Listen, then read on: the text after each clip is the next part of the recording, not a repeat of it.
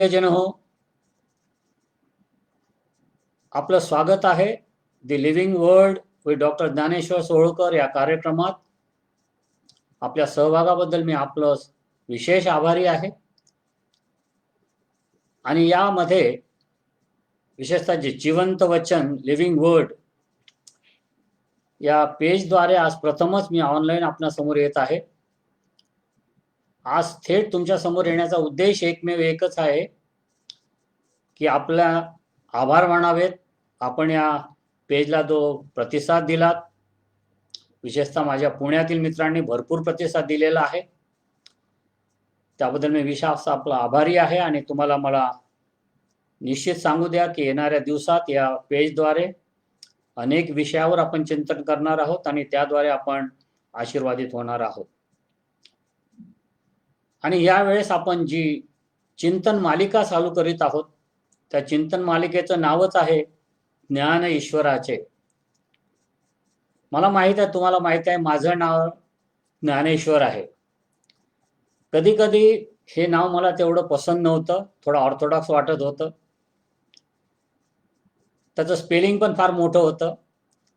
पण एक दिवस असं मला कळलं, आणि तेही सांगणारे कोणी ख्रिस्ती लोक नव्हते, विधर्मी लोक होते. त्यांनी मला सांगितलं की तुमचं प्रवचन ज्यावेळेस तुम्ही करता आणि देता त्यावेळेस तुमच्या नावाचा जे काही दडलंय त्याचा प्रत्यय आम्हाला येतो.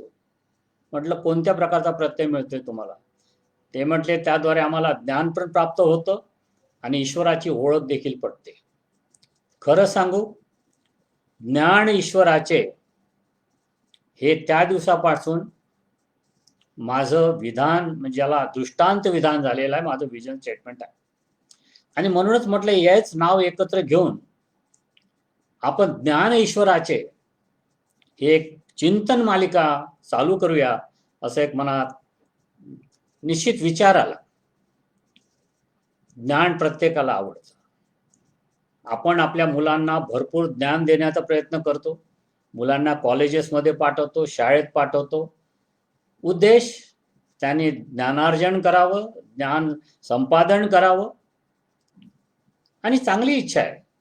कारण ज्ञानाने मनुष्याची जडणघडण होते, तो मोठा होऊ शकतो, जीवनात पुढे जातो, त्याची वाढ होते.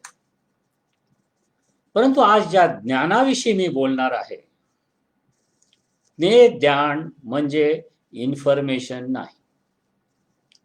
ज्या ज्ञानाविषयी मी आज तुमच्याशी बोलतोय ते ज्ञान म्हणजे फक्त काहीतरी जमा केलेली माहिती तुमच्या पुढे आणून ठेवणं, हा आज माझा उद्देश नाहीये. कारण पवित्र शास्त्रात ज्ञान या शब्दाची व्याख्याच वेगळी आहे. पवित्र शास्त्रामध्ये ज्ञान किंवा नॉलेज याचा अर्थ इन्फॉर्मेशन नाही. त्याचा अर्थ आहे फॅमिलियारिटी, वैयक्तिक ओळख, किंवा त्या व्यक्तीबरोबर इंटिमसी किंवा जवळीकता. हे ज्या ठिकाणी असतं त्याला म्हणतात ज्ञान.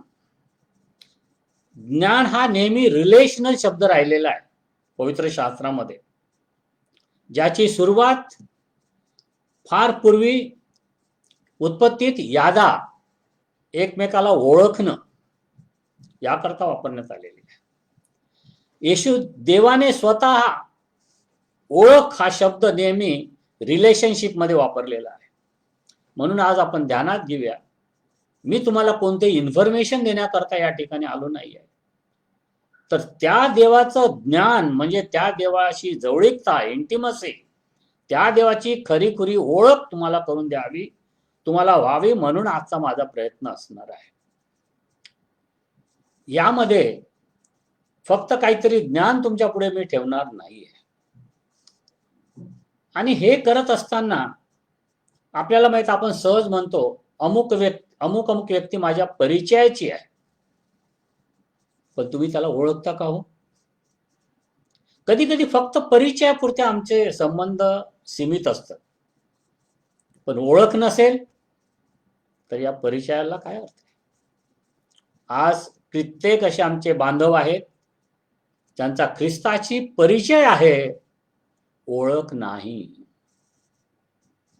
आज आपण त्या ख्रिस्ताची, देवाची, साक्षात देवाची ओळख करून घेऊया, कारण हे ज्ञान देवाचं आहे, जो अमर्याद आहे.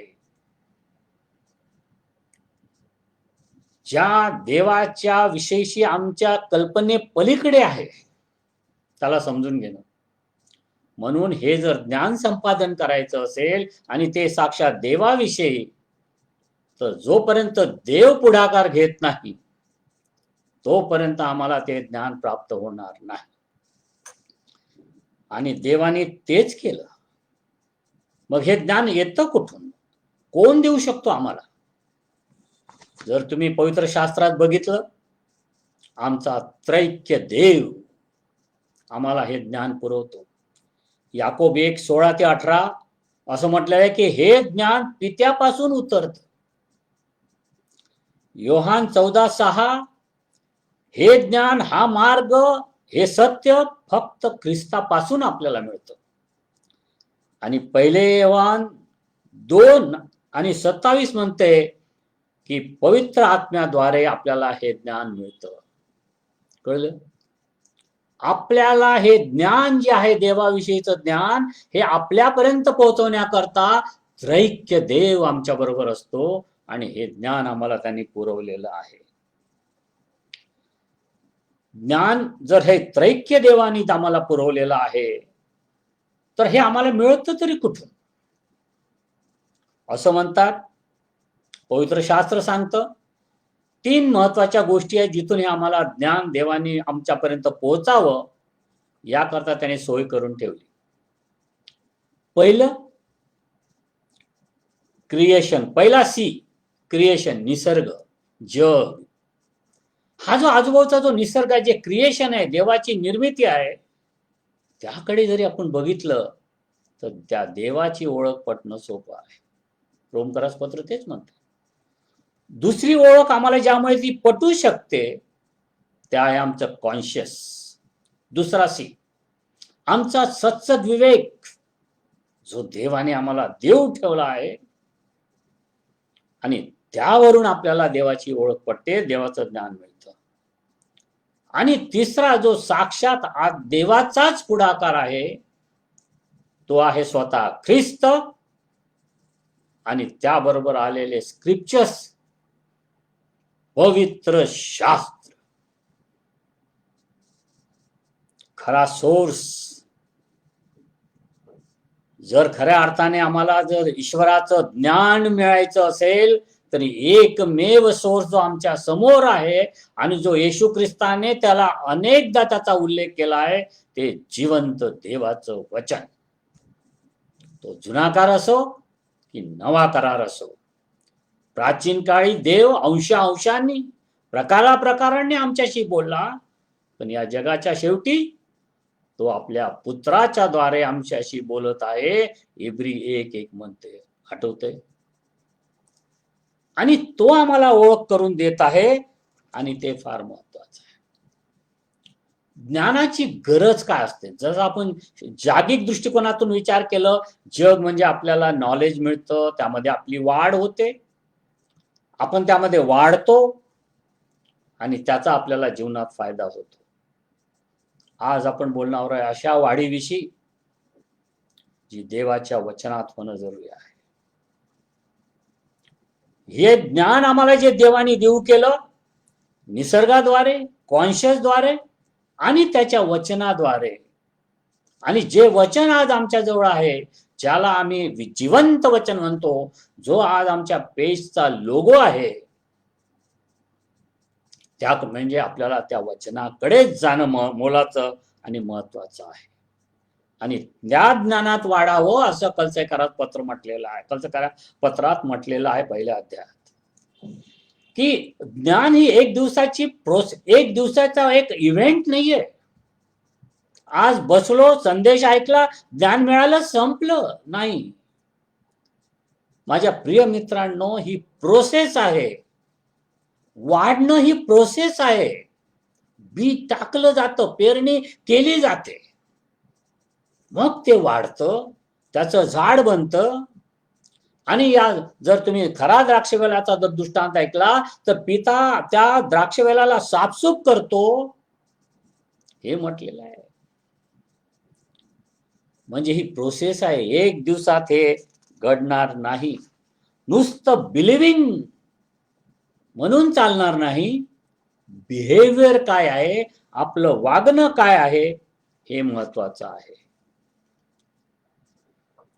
म्हणून आज मी फक्त प्रास्ताविक या नात्याने आपला जो हा स्रोत आहे, जिथून आपल्याला देवाविषयीचं ज्ञान प्राप्त होतंय, ज्याला मी ईश्वराचं ज्ञान म्हणतोय, तेच हा ज्ञानेश्वर आज तुमच्यापर्यंत घेऊन येतो आहे. आणि आज मी तुम्हाला समजून सांगणार आहे त्या देवाच्या जिवंत वचनाविषयी. काही काळ त्यावर चिंतन व्हावं. दोन प्रकार आहेत विचाराचे, एक आहे चिंतन, एक आहे मनन. असं म्हणतात, मला माहित नाही, चिंतनामध्ये बुद्धीनं करावं लागतं, मनन हे इमोशनल असतं. पण आज आम्हाला दोन्हीची गरज आहे. बुद्धी आणि आमचं हृदय, आमच्या इमोशन्स, तरच हे ज्ञान आम्हाला आजपर्यंत पोहोचवता येईल. जाऊया, जाणून घेऊया जिवंत वचन, पवित्र शास्त्र. या पवित्र शास्त्राविषयी आमचे वेगवेगळे दृष्टिकोन आहेत. कुणाला ते अत्यंत होली होली असं वाटतं, वाईट नाहीये, कारण ते पवित्र आहे. परंतु पवित्र शास्त्र म्हणजे आमच्या आराधनेचं ऑब्जेक्ट नाही, हे ध्यानात घेणं जरुरीचं आहे. ती पूजनीय वस्तू म्हणून आम्ही त्याकडे बघायचं नाहीये. ती मंत्राची छडी नाहीये, ती मंत्राचं पुस्तक नाहीये. आज आम्ही शास्त्र वाचून पठन करतो, चांगली गोष्ट आहे, परंतु पठन करणं इतकं ते मर्यादित नाही आहे. ती आम्हाला वाढ म्हणता येणार नाहीये. घोकंपट्टी करून नाही चालणार आहे. म्हणून काही ठिकाणी पवित्र शास्त्राच्या वचनाविषयी म्हटलंय की तुम्हाला ते खावं लागेल. ही खाण्याची वस्तू आहे, हे आपण ध्यानात घेणं महत्वाचं आहे. चला तर जाणून घेऊया.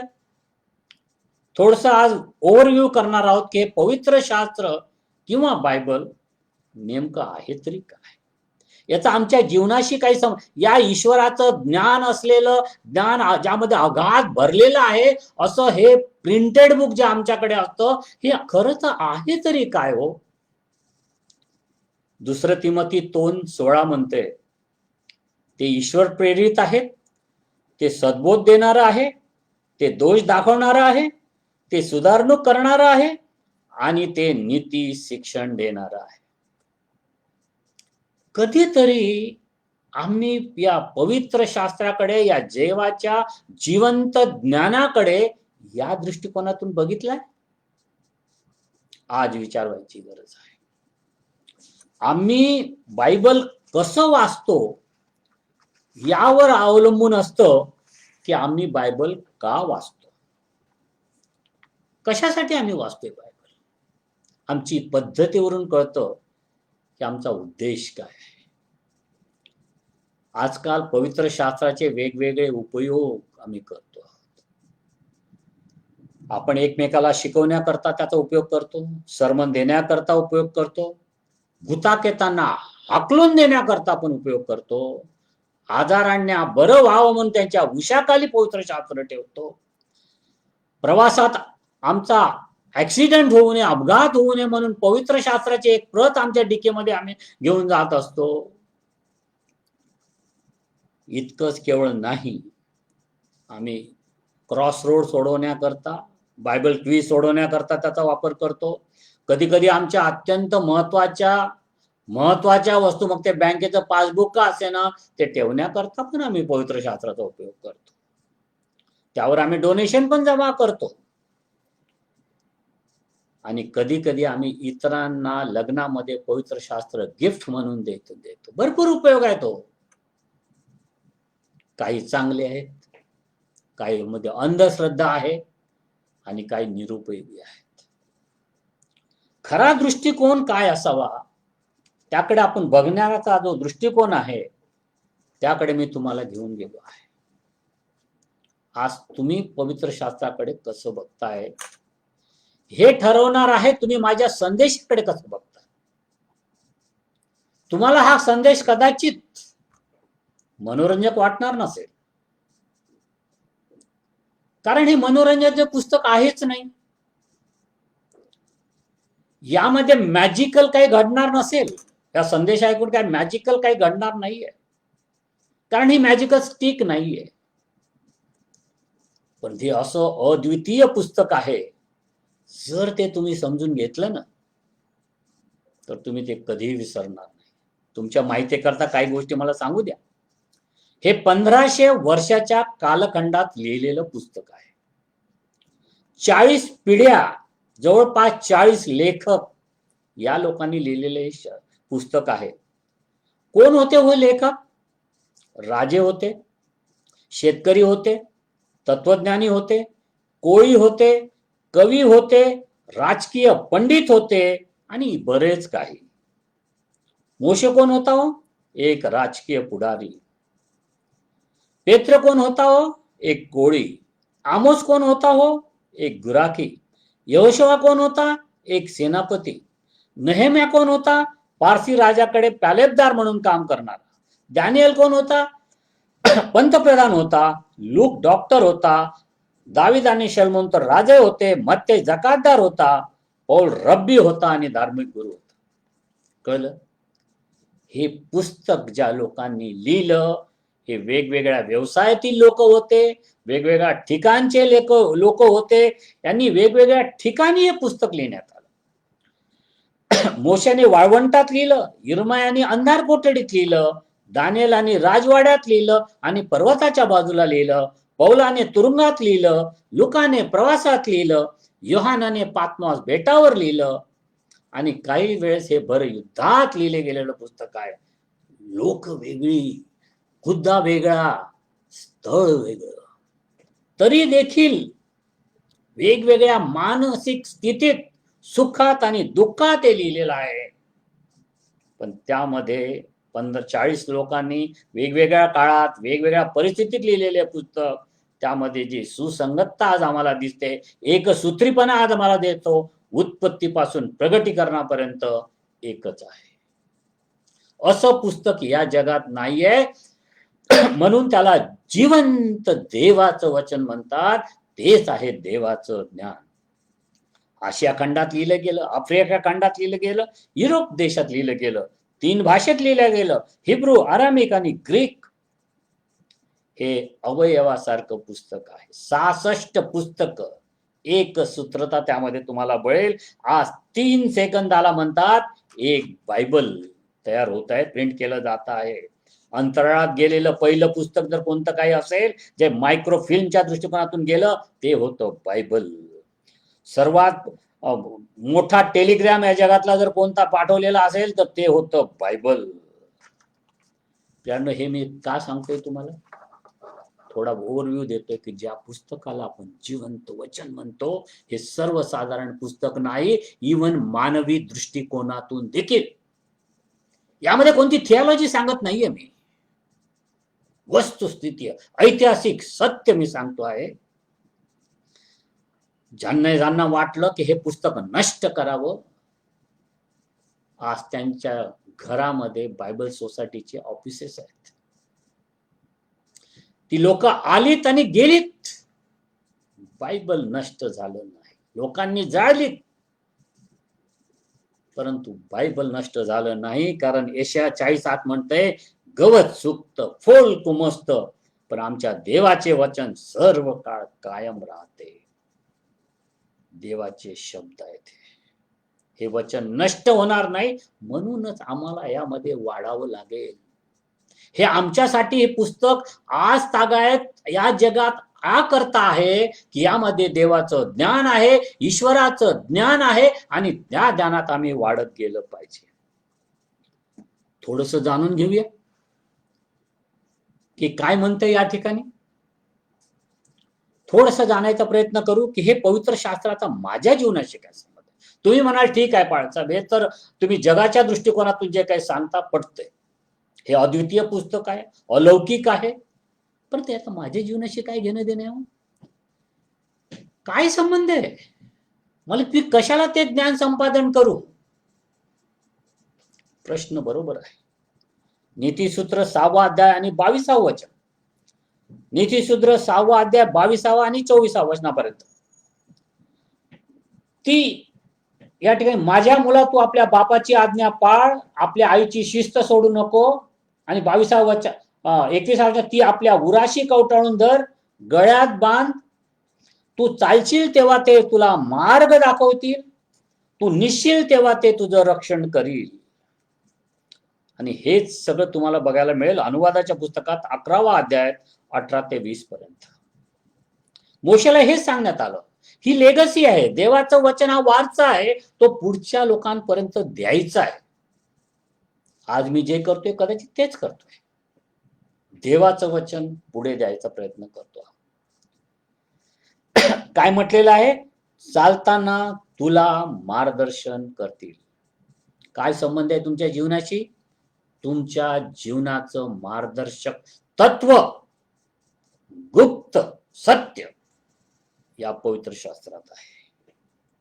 यहोशुआ 1:8 मध्ये तेच म्हटलंय ना, तुझा मार्ग जर सुखायचा असेल, तुला जर सुखाने मार्गक्रमण करायचं असेल, देवाचं वचन त्यापासून तू ढळू नये. स्तोत्र 119 आणि 105 काय म्हणतं? तुझे वचन माझ्या पावला करता दिवा व माझ्या मार्गावर प्रकाश आहे. म्हणून आम्हाला देवाच्या ज्ञानाची गरज आहे, देवाच्या वचनाची गरज आहे. कारण या अंधाऱ्या जगात प्रकाश एकच आम्हाला देऊ शकतं, देवाचं वचन. नंतर पुढे त्या ठिकाणी असं म्हटलेलं आहे 22व्या वचनात, तू निजशील तेव्हा ते तुझे रक्षण करतील. ते तुला प्रोटेक्ट करतं, आता ते तुझं रक्षण करतील, मार्ग दाखवतील. पण मार्गात तर काटे कळगे आहेत, संकट आहेत, जीवनाची वाटेत तर संकट आहेत ना पाळक साहेब. देवाचं वचन सांगते, देवाचं वचन तुझं संरक्षण करेल. ती आमच्यात प्रतिकार शक्ती निर्माण करेल असं म्हटलेलं आहे. Eph 6:17 म्हटलेलं आहे, ती आत्म्याची तलवार आहे.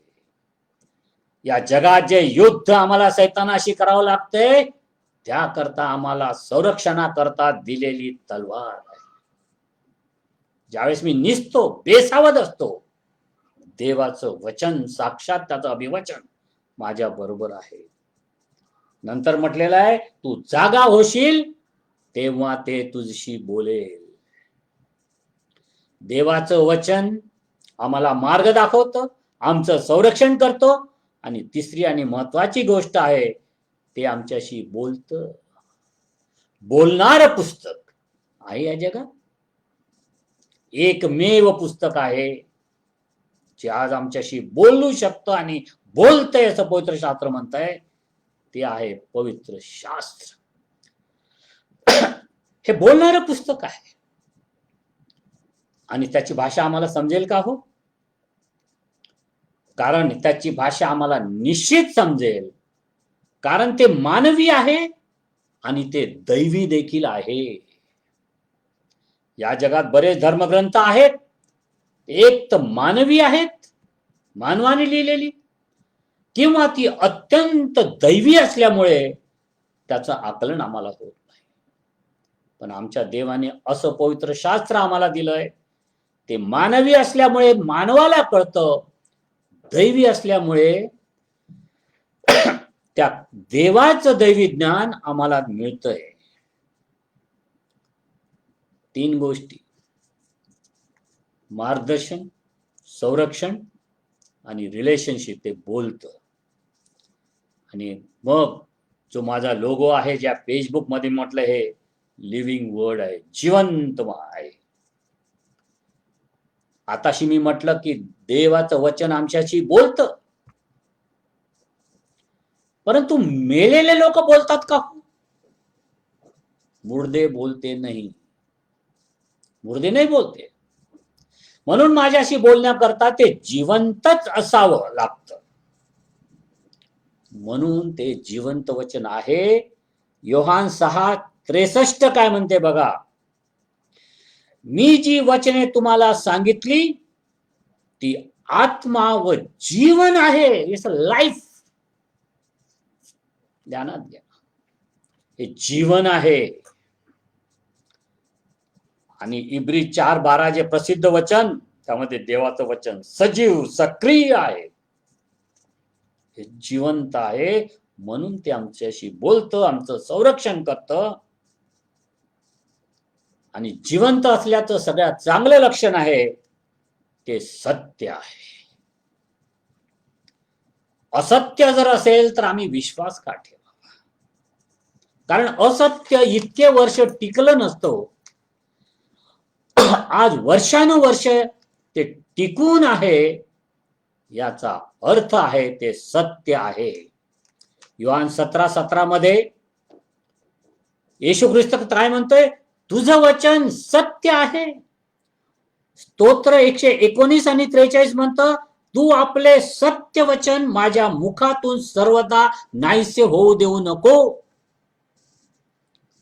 आणि तेच दुसरे करीन 6:7, EPC 1:13 मध्ये म्हटलेलं आहे, हे सत्याचं वचन आहे. ह्या भाकड कथा नाहीयेत,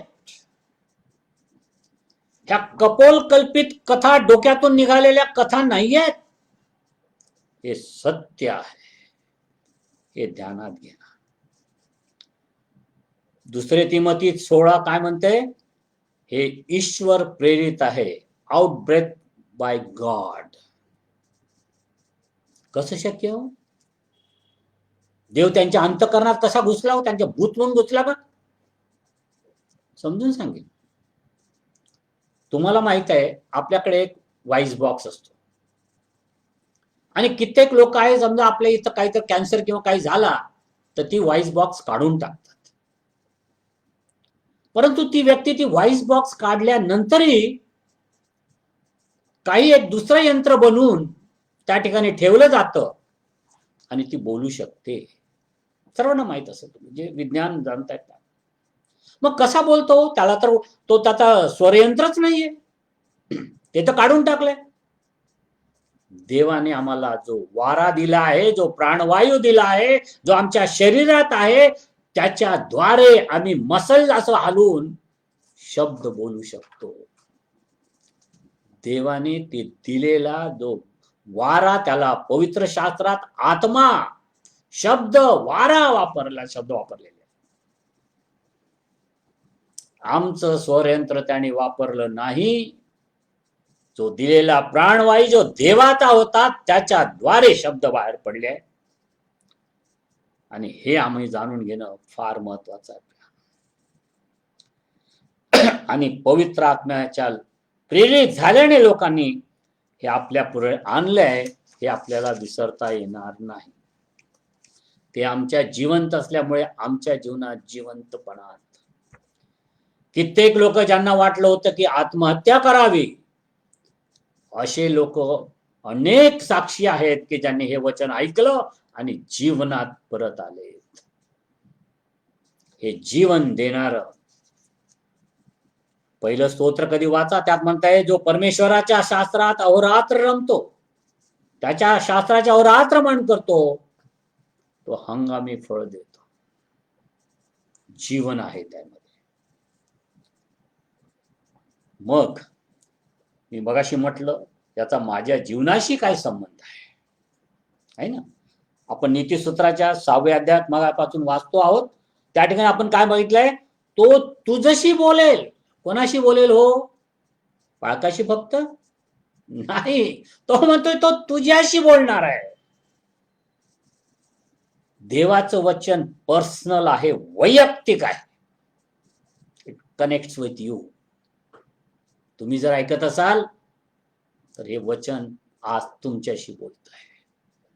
हे पर्सनल आहे, वैयक्तिक आहे. आणि दुसरं आहे, हे रिलेशनल आहे, संबंध प्रस्थापित करतं. ते बोलतं तुमच्याशी आणि तुमच्याशी संवाद साधते. इब्री 8:10 किंवा मला वाटतं यिर्मया 7:23 मध्ये म्हटलंय, माझे वचन ऐका म्हणजे मी तुमचा देव होईन व तुम्ही माझे लोक व्हाल. रिलेशनशिप कधी एस्टॅब्लिश होईल? जेव्हा तुम्ही माझं वचन ऐकाल आणि माझ्या आज्ञा पाळा. ही आहे या वचनाची किमया. You want to relate with God? तुम्हाला देवाचं ज्ञान, इन्फॉर्मेशन नाही, देवाशी रिलेशनशिप पाहिजे. हे आहे ते ज्ञान ज्याशी आपल्याला तो बोलतो आहे. देवाच्याने आपल्यामध्ये सगळ्यात मोठं अडखळण काय माहित आहे? पाप. आपले संबंध जर एकत्र का नाही येऊ शकत? पापामुळे. म्हणून स्तोत्रकर्ता 119 आणि 11 मध्ये काय म्हणतोय? मी तुझ्या विरुद्ध पाप करू नये म्हणून मी तुझे वचन माझ्या अंतःकरणात जपून ठेवले आहे. पापापासून जर वाचायचं असेल तर हे जिवंत देवाचं ज्ञान अंतःकरणात साठवावं लागेल. कधीही पाप करणार नाही. तुमचं कॉन्शियस तुम्हाला सांगेल, पवित्र आत्मा तुमच्याशी बोलत राहील, तुम्ही पाप करणार नाही. देवाचं वचन सुखात आणि दुःखात दोन्ही वेळेस आमच्या बरोबर आहे. कारण इब्री 4:12 काय म्हणते? मनाच्या भावना व कल्पना याचं ते परीक्षक आहे. त्याला आमच्या भावना कळतात, त्याला आमच्या कल्पना कळतात, त्याचं ते परीक्षण करतात.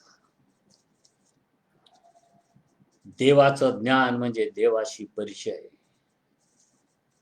खरं सांगू, हे परिचय करून देणारं देवाचं वचन आहे. आम्हाला समजावं सोपं भाषेत देवाने ते सांगितलं आहे. यातील भाषा मनुष्याची आहे, देवाची भाषा आम्हाला कळाली नसती. यामध्ये अत्यंत सिम्प्लिसिटी आहे, साधेपण आहे. त्यामध्ये छोट्या छोट्या गोष्टातून, उदाहरणातून, प्रसंगातून, इतिहासातून आम्हाला समजून सांगण्याचा, आम्हाला पटल या भाषेत समजून सांगण्याचा प्रयत्न केला आहे. आणि त्यामधील जे विषय हाताळले आहेत आणि ज्या विषयावर मी येणाऱ्या काळात बोलणार आहे, ज्ञान ईश्वराच्या या मालिकेत वेगवेगळे विषय आहेत आपल्या जीवनाचे. शरीराविषयी आहे, पापाविषयी आहे, सद्गुणाविषयी आहे, दुर्गुणाविषयी आहे, सैतानाविषयी आहे. हे अगम्य ज्ञान आमच्या जीवनाशी निगडीत आहे. आमच्या जीवनातील प्रत्येक प्रश्नाची उत्तरं त्या ठिकाणी आपल्याला यात बघायला मिळतील. हे जिवंत वचन प्रतिसाद देणार आहे.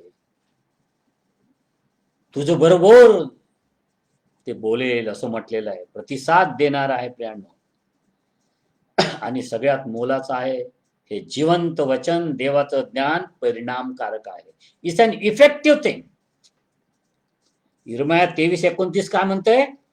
माझे वचन अग्नीसारखे खडकाला फोडून तुकडे तुकडे करणाऱ्या हातोड्यासारखे नव्हे काय? अग्नीसारखं आहे, हातोडा आहे तो.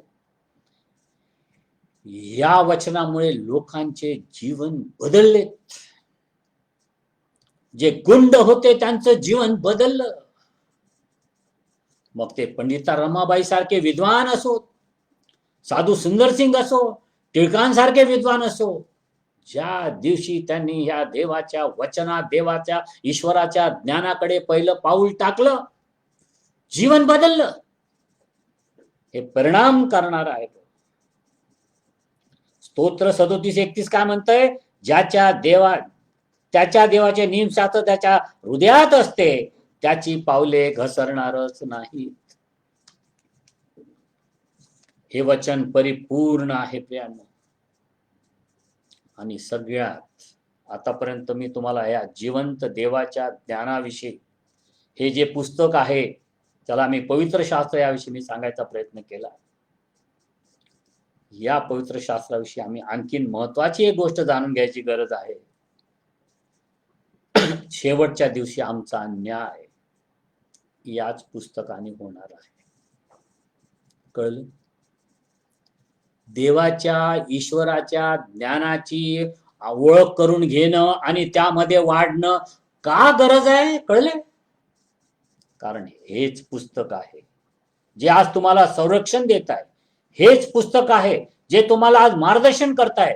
हेच पुस्तक आहे जे तुमच्या बरोबर संबंध प्रस्थापित करतं. हे वैयक्तिक आहे, सत्य आहे. पण हेच पुस्तक एक दिवस न्यायाधीश म्हणून तुमच्या समोर राहणार.